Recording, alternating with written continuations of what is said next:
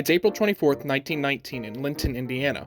13 female telephone operators at the new home telephone company did something extraordinary. They walked off the job demanding higher pay, shorter hours, and recognition of their union.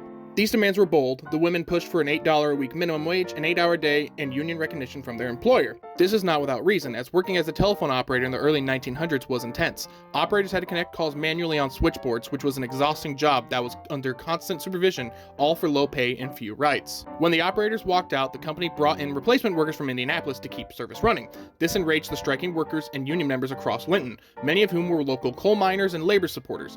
Before long, the dispute escalated into a town-wide general strike, and tensions ran high. At a mass indignation meeting, the unions and local supporters gathered to back the striking women.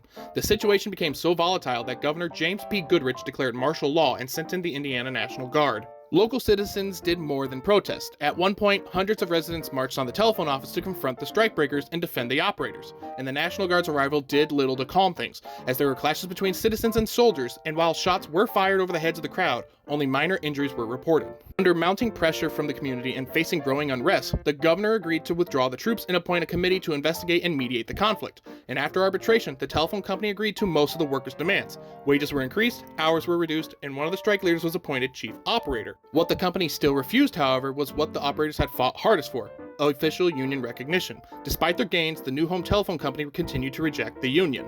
And the Linton telephone operator strike took place during a nationwide wave of labor unrest in 1919, as workers across the country from Boston to Seattle pushed for better wages, safer conditions, and a stronger voice after World War I.